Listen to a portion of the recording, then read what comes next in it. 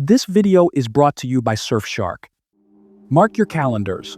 This April, we might be able to witness a rare celestial event, a comet that can be seen with the naked eye in broad daylight. That's what's coming, and it's less than 3 weeks away. This is Comet C 2026 A1, or Comet MAPS, and it belongs to one of the most legendary families of comets ever recorded. The Great Comet of 1843, the Great Comet of 1882, Ikeya Saiki in 1965, Lovejoy in 2011. Every single one of those comets came from the same family, the Kreutz sungrazers. These comets are believed to be fragments, pieces of one enormous parent comet that broke apart long ago, each fragment now traveling its own vast elliptical orbit, taking hundreds or even thousands of years to complete one loop around the sun. They come in one by one, across the centuries, and every so often, one of them is big enough, bright enough, intact enough to put on a show that a generation remembers. In fact, scientists believe Comet MAPS may be a fragment of a large, bright comet that was observed by a noted Greek historian all the way back in 363 AD. That means this object has been out there in the cold dark of the outer solar system for over 1,600 years, its orbital period estimated at around 1,675 years. And after all these years, it is now back.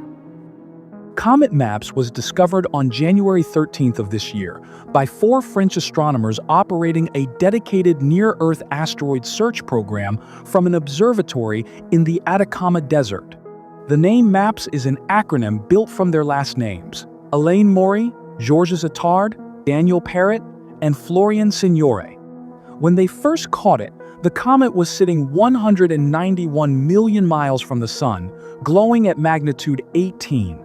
It was completely beyond the reach of most amateur telescopes. To put that into perspective, the human eye can see down to about magnitude 6 or 7 on a perfect dark night. In the weeks since its discovery, Comet MAPS has brightened approximately 600-fold, climbing to magnitude 11, well within range of amateur telescopes with 8 to 10-inch apertures, 600 times brighter than when it was found. And it hasn't even gotten close to the sun yet. The brightening is accelerating. Every day that passes, every million miles it closes, the sun's heat is doing more work. Boiling off the surface of the comet, releasing gases, kicking up dust, building the coma, and potentially the tail that will define how spectacular this thing becomes.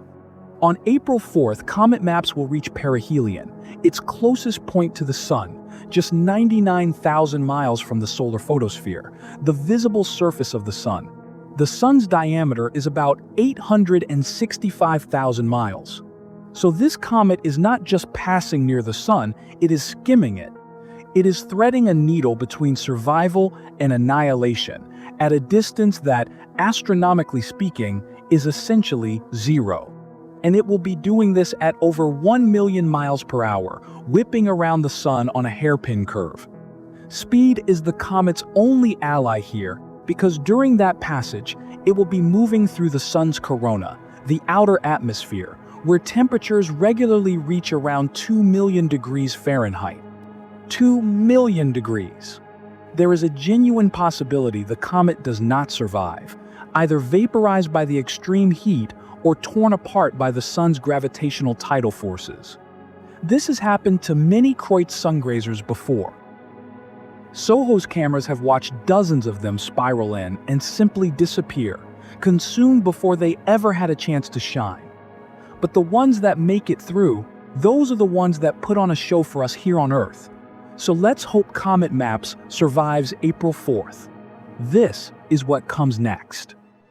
Before that, a quick word from our sponsor, Surfshark, which has been a big help behind the scenes. Every video starts with papers, studies, and journals, many of which are paywalled or region-locked. That's what got us started with Surfshark. Light bends around massive objects, different path, same destination. A virtual private network, or VPN, does exactly that with your internet traffic. Surfshark reroutes your connection through one of 4,500 plus servers across 100 countries, masking where you actually are. It's also saved me from overpaying. Switching server location before buying tickets or softwares regularly gets me a better price. And they also have Surfshark Alert, which monitors your email addresses, credit cards, and personal IDs, and flags you immediately if your data turns up in a breach. Go to surfshark.com/territory or use code TERRITORY at checkout for an extra 4 months on your plan. There's a 30-day money-back guarantee, so nothing to lose. Links in the description. Japanese comet observer Seiichi Yoshida has the comet peaking near magnitude -5 around the time of perihelion, roughly as bright as Venus, which is routinely the brightest object in the sky outside of the sun and the moon. Now picture that brightness attached to a comet with a nucleus, a coma, and potentially a sweeping tail positioned near the sun in a blue afternoon sky. That is what a daytime comet looks like. That is what people saw in 1965. That is what could be waiting for us in April. After perihelion, as the comet swings away from the sun and begins its long journey back into the outer solar system, it will become increasingly accessible in the evening sky. Viewing the comet itself poses no danger, but staring near the sun is a different story. The sun's infrared rays can burn your retina and cause irreparable damage, all without causing any pain, and neither sunglasses, telescopes, nor binoculars will protect you. We're talking about permanent blindness from even a brief glance directly into the sun's rays. That's why SOHO is your safest option for watching the perihelion moment. NASA and ESA's Solar and Heliospheric Observatory, SOHO, will have comet maps in the frame of its LASCO C3 coronagraph camera from April 2nd through April 6th. The coronagraph works by blocking out the sun's disk entirely, revealing everything around it in extraordinary detail. You will be able to watch the comet approach, swing around, and either emerge on the other side or not. You can watch it live at soho.nascom.nasa.gov. It's free, it's real-time, and it's one of the most extraordinary things you can watch from your own home. Between April 8th and April 14th, head outside about 45 minutes after sunset and face west. That's when it becomes safe to go looking. Use Venus as your anchor. The comet will be close by, and Venus will guide your eyes straight to it. Bring binoculars, but if brightness predictions hold, you may not even need them. The comet is much better placed for Southern Hemisphere observers. In the US and UK, it will be very low on the horizon during evening twilight. One thing worth planning for? Even the most spectacular comet can be wiped out by thin clouds, haze, humidity, smoke, or city lights sitting on your horizon.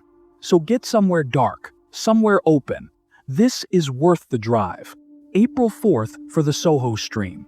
Then April 8th through 14th, face west, 45 minutes after sunset. We'll be covering more updates as it unfolds. If you enjoy our content, kindly consider supporting us by becoming a member. And don't forget to subscribe to Territory, because this is your space.